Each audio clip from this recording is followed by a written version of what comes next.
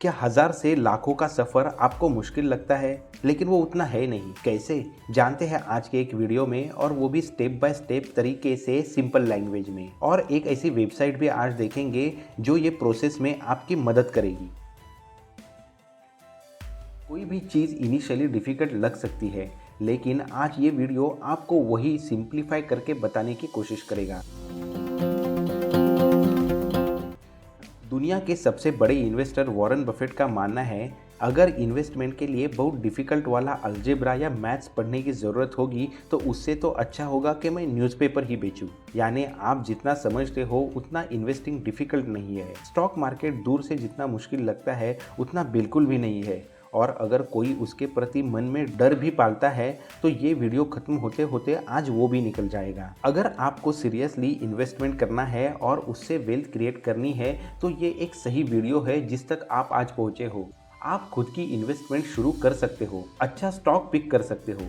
आखिर ये चैनल का एम भी तो यही है कि आपको नॉलेज, मोटिवेशन और डायरेक्शन मिले, जिससे आप अपने पैसों को काम पे लगा सकते हो और फाइनेंशियल फ्रीडम पा सकते हो। स्टॉक इन्वेस्टमेंट करके पैसिव इनकम जनरेट करना फाइनेंशियल फ्रीडम पाने का एक अच्छा रास्ता है। पैसिव इनकम के बारे में बात करें तो वॉरेन बफेट ने भी क्या कहा है, If you don't find way to earn money while you sleep, then you have to work for money until you die। तो आप बूढ़े होने तक आपको काम नहीं करना है तो इन्वेस्टमेंट इसके लिए एक सही ऑप्शन है। सबसे पहली स्टेप, कोई भी कंपनी में इन्वेस्टमेंट करनी है तो हमारा एक ब्रोकरेज अकाउंट होना ज़रूरी है, जिसे ट्रेडिंग एंड डीमैट अकाउंट भी बोलते हैं। बहुत लोग trading and demat account open करने में ही इतना समय लगा देते हैं जितना वो इन्वेस्टमेंट के लिए कंपनी सर्च करने में नहीं लगाते। लेकिन ये भी सच है कि आपका ब्रोकर अच्छा होना उतना ही ज़रूरी है जितना इन्वेस्टमेंट के लिए कंपनी अच्छी होनी ज़रूरी है। मुझे भी काफ़ी क्वेरीज आती है कि कौन सा ब्रोकर चुनें।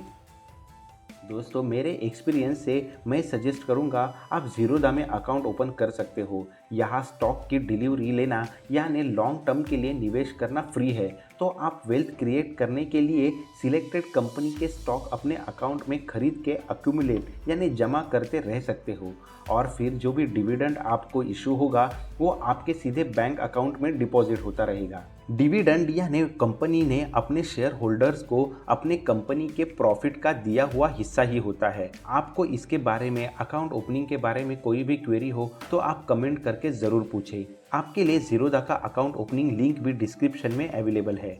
अभी स्टेप 2 की तरफ बढ़ते हैं। जब भी आपका ब्रोकरेज अकाउंट खुल जाए तो आपके पास दो ऑप्शन होंगे, एक तो यहाँ शेयर्स की ट्रेडिंग करें या इन्वेस्टमेंट करके अपनी वेल्थ क्रिएट करें। दोस्तों, ट्रेडिंग और इन्वेस्टमेंट के खुद के अलग अलग सिग्निफिकेंट एस्पेक्ट्स है।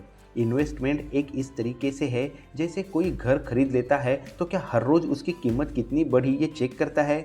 बिल्कुल नहीं। तो उसका ध्यान वहाँ पे होता है कि अभी ये घर से मुझे फिक्स्ड इनकम कैसे आता रहे। लेकिन जब भी शेयर की ट्रेडिंग होती है तो उसमें कब बाहर निकलना है वो पहले से डिसाइड होता है। यानी बोला जाए तो इन्वेस्टमेंट में बाय एंड होल्ड का व्यू होता है, तो ट्रेडिंग में बाय एंड सेल का व्यू होता है। और इसी तरीके से इन्वेस्टमेंट में एसेट होल्ड होने की वजह से कंपाउंडिंग होकर वेल्थ क्रिएट होती है। अभी तीसरा स्टेप है कि जब भी आप इन्वेस्टिंग करके कंपाउंडिंग के ज़रिए वेल्थ क्रिएट करने की डिसीजन लेते हो तभी कुछ इंपॉर्टेंट पॉइंट्स है जो हमें ध्यान में रखने हैं। एक तो आप कोई भी कंपनी को स्टडी करके इन्वेस्टमेंट के लिए चुन ले। बहुत लोग अगर 1000 रुपये इन्वेस्ट करने हैं तो 10, 20, 50 या 100 रुपये वाले स्टॉक ढूंढते हैं जो उन्हें सस्ते लगते हैं, और ये लोगों को ऐसी उम्मीद होती है कि इनमें से कोई एक भी परफॉर्म कर ले तो मैं काफ़ी सारा रिटर्न कमा के बहुत सारा पैसा कमा लूँगा। लेकिन दोस्तों, ये एक तरीके से स्पेकुलेशन यानी सट्टा खेलने की तरह ही है, जहाँ लॉटरी की बहुत सारी टिकट्स हम ये उम्मीद में खरीद लेते हैं कि कोई ना कोई एक तो ज़रूर लग जाएगी, और होता क्या है, कोई भी टिकट काम नहीं करती और जो भी पैसा लगाया हुआ है वो सभी डूब जाता है। तो वही स्टॉक सिलेक्शन में होगा अगर हम स्पेकुलेशन करें तो। हमें ये स्पेकुलेशन नहीं करना है, हमें एक्चुअली इन्वेस्टिंग करनी है। और एक बिगिनर इन्वेस्टर करते हैं वो वाली गलती है कि बड़े इन्वेस्टर का पोर्टफोलियो कॉपी करने की कोशिश करते हैं, लेकिन ये ध्यान नहीं देते कि ये बड़े इन्वेस्टर ने काफ़ी स्टडी और एनालिसिस के बाद बहुत बड़ी रकम इन्वेस्ट की होती है, और वो भी एक सही वैल्यूएशन पे। तो अगर हमें बड़े इन्वेस्टर को कॉपी करना है तो उसके पोर्टफोलियो को कॉपी न करते हुए हमें उसने रिसर्च, स्टडी करने का जो तरीका अपनाया है उसे सीखना होगा। इन्वेस्टमेंट के लिए स्टॉक सिलेक्शन के लिए हमें पीटर लिंच का एक कोट ध्यान में रखना होगा, वो ये कि behind every stock there is business, find out what it is. अभी आपके मन में सवाल आएगा, ऐसे स्टॉक के बिजनेस के बारे में हम ढूंढे कैसे? इसके लिए आपको ये वेबसाइट मदद करेगी। ये वेबसाइट है tickertape.in। यहाँ पे मोर पे क्लिक करके हम स्टॉक्स पे क्लिक करें तो जो भी स्टॉक हमें एनालाइज करना है उसे हम यहाँ पे एंटर कर सकते हैं। ओवरव्यू में कंपनी का शेयर प्राइस हमें विजिबल है। यहाँ पे मैक्स पे क्लिक करें तो कंपनी का लास्ट 20 साल के लिए शेयर प्राइस का परफॉर्मेंस कैसा रहा है वो हमें यहाँ पे देखने मिलता है। साथ ही में कंपनी के फंडामेंटल्स चेक करने के लिए forecast, financials, peers, holdings, events, news ऐसे अलग अलग हेड्स है। फाइनेंशियल्स पे क्लिक करें तो कंपनी के फाइनेंशियल परफॉर्मेंस कैसा रहा है वो हमें दिख रहा है। खास करके ये इन्फोसिस कंपनी का चेक करें, नेट इनकम मतलब ही नेट प्रॉफिट। इन्फोसिस कंपनी का 2020, 2021, 2022 और 23 के लिए जो नेट प्रॉफिट है वो ग्रोथ ही दिखा रहा है। साथ ही में TTM या नेट ट्रेलिंग 12 मंथ का जो परफॉर्मेंस है वो भी प्रॉफिटेबल ही दिखा रहा है। इसी तरीके से फाइनेंशियल में एनुअल रिपोर्ट्स भी अवेलेबल है। ये रिपोर्ट खास करके हम जैसे इन्वेस्टर्स के लिए है, जिसे रेफर करके हम कंपनी का विजन क्या है, मिशन क्या है, आने वाले प्लान्स क्या है वो सब चेक कर सकते हैं। पीयर्स पे क्लिक करें तो सेम सेक्टर में बाकी कौन कंपटीटर है वो भी यहाँ पे दिख रहा है। साथ ही में इम्पोर्टेंट रेशोज कौन से हैं और उनको अलग अलग कंपनियों के साथ कंपेयर करने के लिए यहाँ पे हमारे पास डेटा अवेलेबल है। होल्डिंग्स पे क्लिक करें तो कंपनी में इन्वेस्टमेंट किस तरीके से किया गया है वो हमें नज़र आता है, जैसे प्रमोटर का स्टेक कितना है, म्यूचुअल फंड का स्टेक कितना है, डोमेस्टिक इंस्टीट्यूशंस हो, फॉरेन इंस्टीट्यूशंस हो या फिर रिटेल इन्वेस्टर्स हो, इनका पैसा किस तरीके से लगा है वो यहाँ पे विजिबल होता है।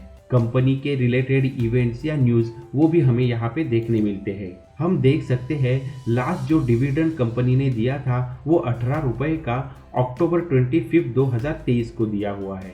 इस तरीके से कोई भी कंपनी हो जो लिस्टेड है उसकी पूरी परफॉर्मेंस हमें टिकरटेप वेबसाइट से मिल सकती है, जिससे हम कंपनी के फंडामेंटल्स चेक कर सकते हैं।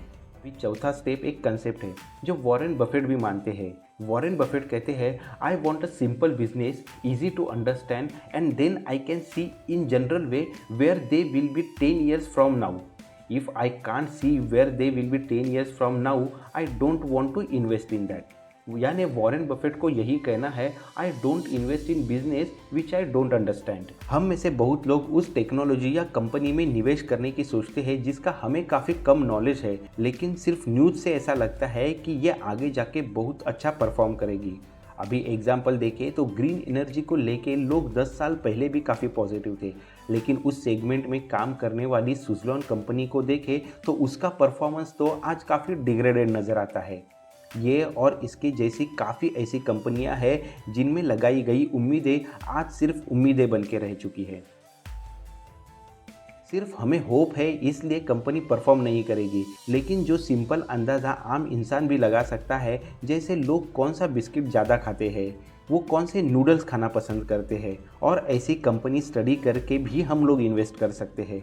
जैसे नेस्ले एक ऐसी कंपनी है जिसमें हम स्टेडी ग्रोथ देख सकते हैं, और ये ऐसी कंपनियां होती है जो लॉन्ग टर्म में बनी रहती है और अपने इन्वेस्टर को वेल्थ भी क्रिएट करके देती है। ये सब ब्रांड कौन से कंपनी के हैं, क्या आप ये बता सकते हो सकता है इनमें से काफ़ी सारे प्रोडक्ट्स आप यूज़ भी कर रहे हो। ये कंपनी है हिंदुस्तान यूनिलीवर लिमिटेड। इसका लास्ट 20 साल का परफॉर्मेंस देखें तो शेयर प्राइस में हमें ग्रोथ ही नज़र आएगी, और ये कंपनी के प्रोडक्ट्स आज अगर आप खुद भी यूज़ कर रहे हो तो ये प्रोडक्ट्स और कितने समय के लिए चलेंगे, क्या ये कुछ सालों के लिए चलेंगे या फिर लंबे समय के लिए कस्टमर्स ये प्रोडक्ट यूज़ ही करते रहेंगे। इसी वजह से वॉरेन बफेट भी कहते हैं, I don't think technology will change how people drink Coke और हाउ दे शेव। और शायद इसीलिए वॉरेन बफेट पिछले 30-40 सालों में टॉप 10 रिच इन्वेस्टर के लिस्ट में हमेशा रहे हैं। तो शॉर्ट में बोले तो आपको कंपनी के रिसर्च और स्टडी में ज़्यादा समय देना चाहिए। केवल प्राइस के कम ज़्यादा या फ्लक्चुएशन को ध्यान देके अगर शेयर्स खरीदते हैं तो सही इन्वेस्टमेंट के लिए वो एक गलत कदम होगा। तो आपको राइट इन्वेस्टमेंट के लिए प्रेडिक्शन और मार्केट फ्यूचर को ध्यान न देते हुए बिजनेस के बारे में रिसर्च करके ज़्यादा से ज़्यादा इंफॉर्मेशन इकट्ठा करनी होगी, जो आपको लॉन्ग टर्म में वेल्थ क्रिएट करके देगा। तो उम्मीद करता हूँ आज इस वीडियो से आपको ज़रूर कुछ ना कुछ सीखने मिला हो, और ऐसा है तो इस चैनल को ज़रूर सब्सक्राइब करें, बेल का बटन दबा के ऑल को ज़रूर क्लिक करें ताकि ऐसे इन्फॉर्मेटिव वीडियोस आपको मिलते रहे। वीडियो पसंद आया है तो इसे लाइक भी करें। मिलते हैं जल्दी किसी और नए वीडियो में। Thanks for your time.